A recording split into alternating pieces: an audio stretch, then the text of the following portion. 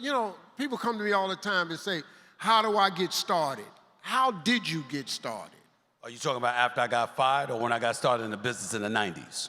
When you got started, when you asked to be on TV. Well, what happened is that I had already started my career in print journalism. I started off as a high school writer after doing a multitude of internships in Winston-Salem, North Carolina, because I went to school at Winston-Salem State University and HBCU.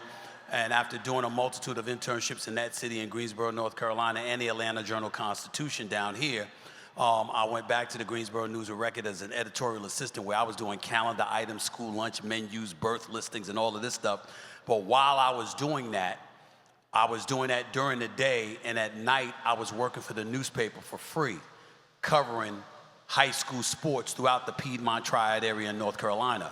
And I did it for the sole express purpose of being able to accumulate clips, build a portfolio, and then I would send it out to newspapers across the country. And so when I ultimately was going back to New York City, I reached out to the sports editor of the New York Daily News, and I asked him, can I meet you? I just need 2 minutes of your time. And he said, sure.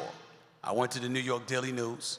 I walked up to the sports editor, and I said, I'm the guy that's been sending you these clips every week. My name is Stephen A. Smith. Here's my portfolio. You know how committed I am to being an aspiring sports writer, and if there's anything that you could do to help get my career started, I would deeply appreciate it. And if you don't mind, I would like to continue sending you my clips to show you my progress and improvement along the way. I took exactly 1 minute and 28 seconds.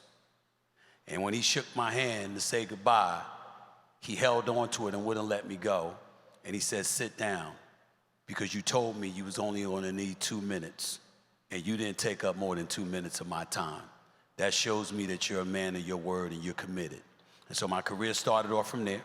Daily News, Philadelphia Inquirer, coming along. After that, I got into television because I was breaking news stories left and right during the lockout, the NBA lockout of 1998, 1999. CNN SI had a television show. They came calling. I auditioned. I got that job. A year and a half later, Fox Sports came calling. I got that job. And then 3 years later, I got interviewed by ESPN. And that day, I had 18 different interviews.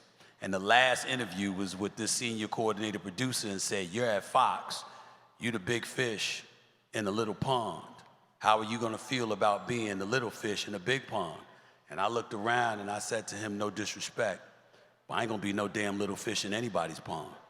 Turn the lights on, put the camera on, put me in front of the microphone, and all I ask is that you move out the way for the next few minutes while I show you what I got. And I did. I auditioned for a half hour. I left 30 minutes later to drive home to New York. And 15 minutes after that, 45 minutes after my audition, my agent called me and said, congratulations, you just got a 3-year contract to work at ESPN.